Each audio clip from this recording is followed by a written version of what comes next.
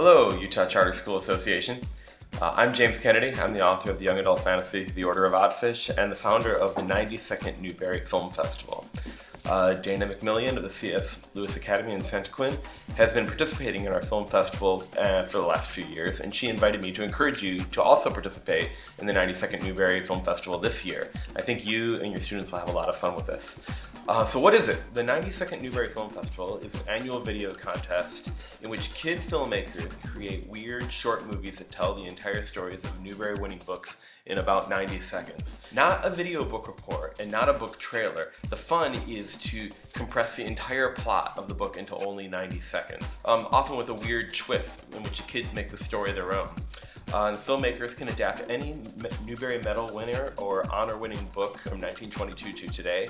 It's open from kindergarten to 12th grade, and adult help is totally okay. Every year for the past 9 years, we've shared the best 92nd Newbery movies in special event screenings in 14 cities across the country, in New York, Chicago, San Francisco, Boston, Minneapolis, and for the past 2 years, right here in Utah, at the Salt Lake City Public Library and at the Treehouse Museum in Ogden, Utah. And these screenings are free, kid-friendly events co-hosted by me and other children's authors. Here I am with my co-host Keir Graffin at a screening last year at the Treehouse Museum in Ogden and at the Salt Lake City Public Library. So if you want your school to participate this year, the deadline for submitting movies is January 10th, 2020, but you can turn in your movie anytime. And the Utah screenings will happen on Saturday, March 28th. 2020 at the Salt Lake City Public Library in the afternoon and the Treehouse Museum in Ogden in the evening. And your movies could be part of it. To give you an idea of what the 92nd Newbery is like, let's look at one of the movies that were made for it. This one's of Madeleine L'Engle's 1963 Newbery Medal winner, A Wrinkle in Time. I'm Meg. It's raining. I hate my life and I can't sleep. Here's hot milk and a sandwich. How did you know, Charles Wallace? I'm a 5-year-old genius. That's spooky. Mom, where's Dad? He's on another planet. I hear something outside. He is on another planet. Brevity is the soul of wit. Shakespeare. It's time to Jezebel! But what is tapestry? You see this string and this insect. Okay, I get it. Who's this guy? I'm Calvin O'Keefe. I'm popular, but sensitive. And only I understand just how special you are, Meg. What was that? The universe just ripped. That's bad. Now we're on another planet. Look at that boy. It's scary. I'm just playing basketball. Whatever, robot. Hello, I'm a giant brain. Hi, Dad. I'm not going to solve any of your problems. You'll never get your brother back. But what about the power of love? I never thought of that.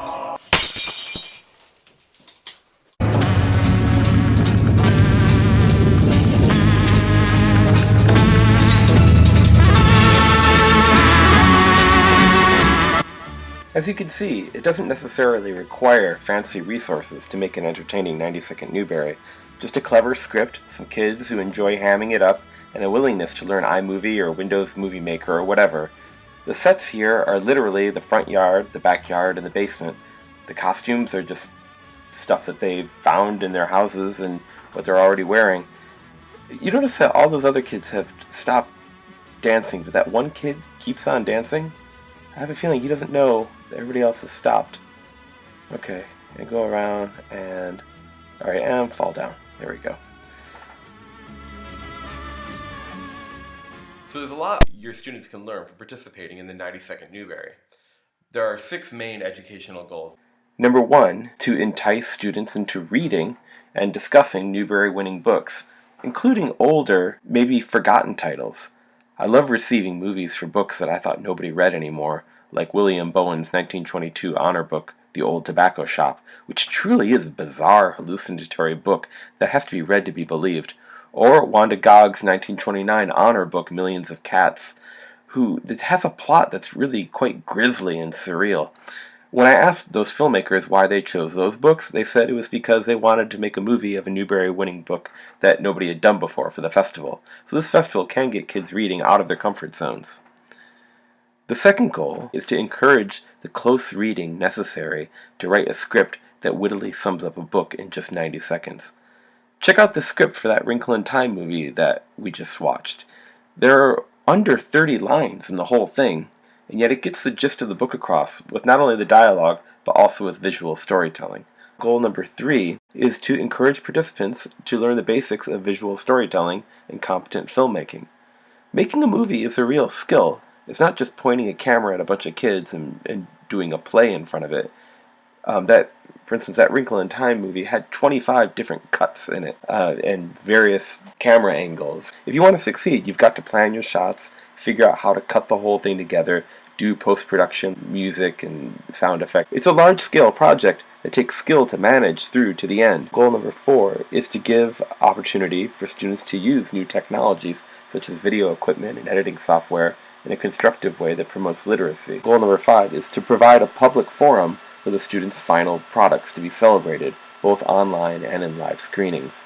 The top movies I receive are shown around the country at our special event screenings, and each movie I receive is featured on the 92nd Newbery website with judges' comments.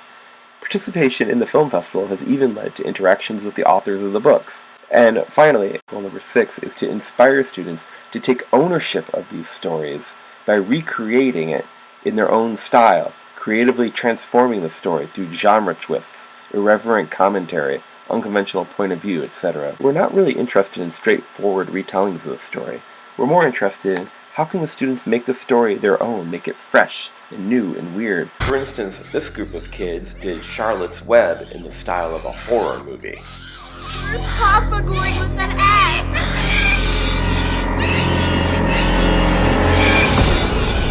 Seems to me you're putting on weight. I guess I am. They're fattening you up to kill you. What? Turn you into smoked bacon and ham. All pigs get murdered by the farmers.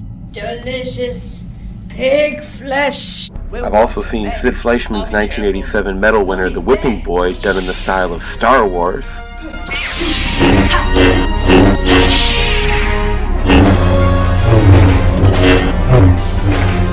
And Richard and Florence Atwater's 1939 honor book, Mr. Popper's Penguins, done in the style of a zombie apocalypse. On stage? Doesn't he know that applause makes this breed of penguin go crazy?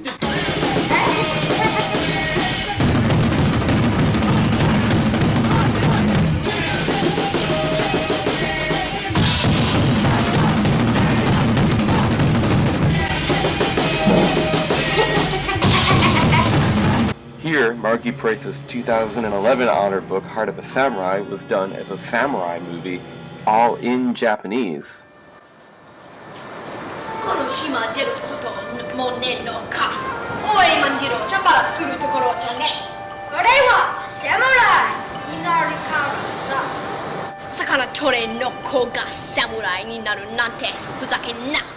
And Karen Cushman's 1996 medal winner, The Midwife's Apprentice, is here done as a cowboy western. Help! My mother's giving birth, and the midwife is as useless as a wagon with a busted wheel. The poor sprout is stuck. Let's go!